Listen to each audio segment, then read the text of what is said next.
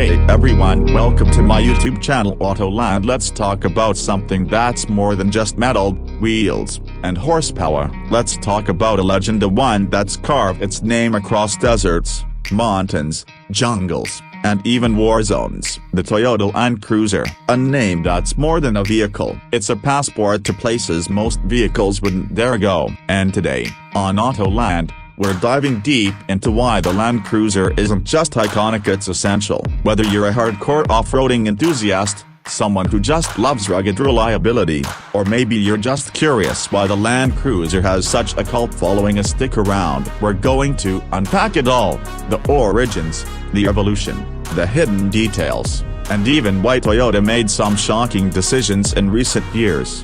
So let's rewind to the beginning. The Land Cruiser's story starts in the early 1950s, in post-war Japan. Toyota got a request from the US military, which was occupying Japan at the time. They needed a light utility vehicle, something simple, rugged, and tough. Toyota came up with the BJ prototype in 1951. This wasn't yet called the Land Cruiser, but it could go places no other vehicle could. There's even a story of the prototype driving up Mount Fuji, not all the way to the summit but far enough to make headlines. It was in 1954 that the name Land Cruiser was officially born. Toyota wanted something that could go head-to-head with the British Land Rover, and the name, it came from the technical director at the time, Hanji Amiyara, who wanted to evoke a sense of both elegance and durability. Throughout the 1950s and 60s, Toyota kept improving it. Models like the 20 Series and 40 Series took shape. These were the vehicles that started to gain traction globally, especially in places like Africa,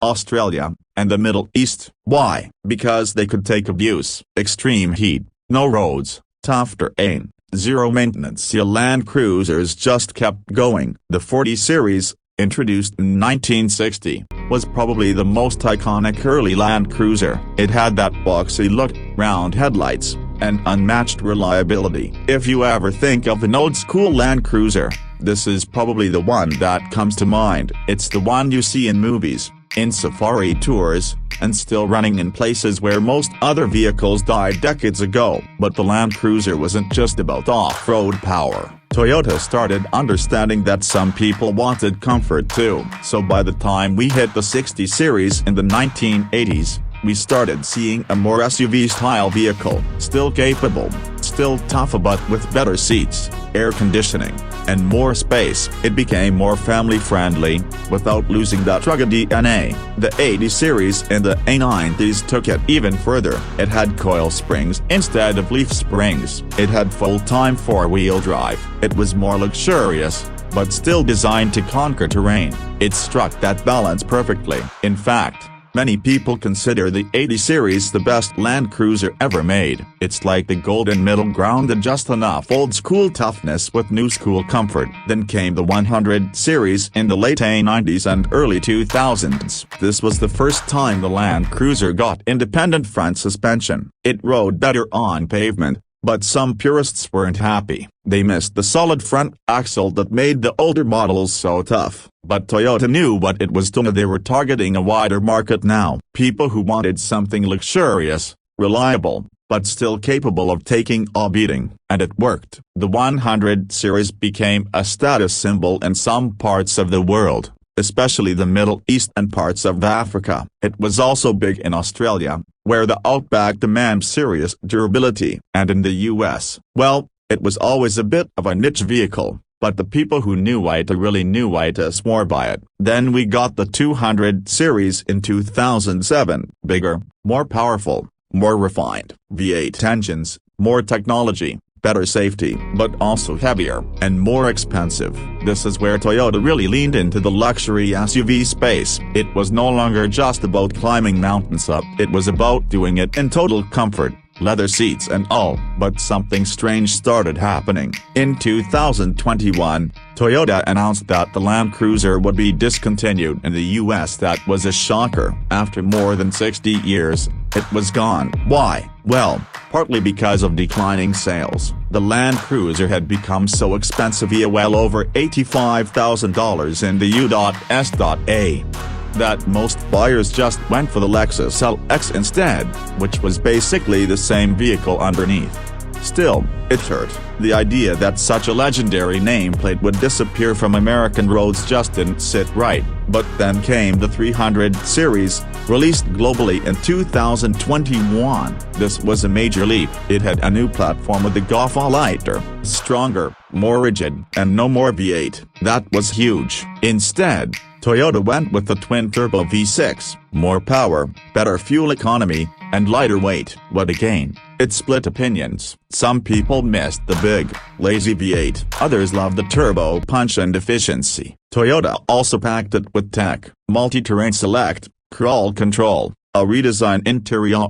It was a mix of luxury, off-road capability, and modern design. But still, it wasn't available in the US. And then, in 2023, something unexpected happened. Toyota announced the return of the Land Cruiser to the US market, but not in the way many expected. Instead of bringing the 300 series, Toyota introduced a completely different model, a smaller, more affordable version based on the Prado platform. Think of it as a blend between a true off-roader and a daily driver. It's still got solid bone as a full-time 4WD. Body on frame, but with a turbo 4-cylinder hybrid engine, way more efficient, lighter, and accessible, and a price starting in the mid $50,000 range. That's a huge deal. Suddenly, the Land Cruiser isn't just for the wealthy anymore. It's back to its roots: simple, rugged, reliable, and affordable, and enthusiasts are hyped. Now, let's take a minute to talk about what makes Land Cruisers so special. It's not just nostalgia, it's engineering. Toyota overbuilds these things: thick frames, proven engines, bulletproof transmissions. There's a reason humanitarian agencies and militaries around the world choose them. When your life depends on getting from point A to point B, you choose something that won't fail. There are Land Cruisers with over 1 million kilometers on the odometer, still running, still trusted. And then there's the aftermarket world. Land Cruisers have one of the most loyal followings in the off-road community. Lift kits, roof racks, snorkels, bumpers, winches. There's a whole industry built around modifying them. And it's not just for show. People build these things to go deep into the backcountry, far away from cell towers and service stations. We can't forget about the overlanding boom either. More and more people want to escape the city, camp in the wild, and disconnect. Land Cruisers are perfect for that. Reliability, comfort, space. You can load them up with gear and go off-grid for days. And even with all the modern tech, Toyota's kept the spirit alive. Locking differentials, high ground clearance, real 4WD systems, and not the fake all-wheel drive stuff you see in soft SUVs. The Land Cruiser is the real deal. Let's also touch on collectability. Vintage Land Cruisers have become gold. Early 40 series models in good condition, they're selling for 6 figures. Restored ones, even more. Companies like the FJ Company and Icon 4x4 are doing insane high-end restorations, mixing old-school looks with modern powertrains and interiors. Why? Because the design is timeless. That boxy, utilitarian style, it just works. It's not about flash, it's about function. Even pop culture has its share of Land Cruiser love. From documentaries to off-road YouTubers to adventure travel series, you'll always spot a cruiser somewhere, because people know, if you need to get there and back, this is the vehicle to trust. Looking forward, the Land Cruiser is at an interesting crossroads. Toyota is moving toward electrification. Hybrid systems are already here. Full-EV Land Cruisers? Not yet, but who knows? The challenge will be maintaining that bulletproof reliability while introducing new tech. Whatever happens, one thing's for sure: the name Land Cruiser means something. It stands for durability, adventure, simplicity, reliability. It's not just about what it can do, it's about what it represents: freedom, exploration, confidence. And when you're behind the wheel, it doesn't matter if you're in a 40 series from the 70s or a brand new hybrid, you're part of a legacy that spans continents, generations, and lifetimes. So whether you're dreaming of your first Land Cruiser, or you've been wrenching on one for years, you're in good company. And here at Autoland, we're just getting started. More reviews, more builds, more adventures coming your way. If you've made it this far, you're probably one of the real ones. So drop us a comment, what's your favorite Land Cruiser model? Or maybe your dream setup? Thanks for hanging out with us today. Stay curious, stay adventurous, and as always keep it locked here on Autoland.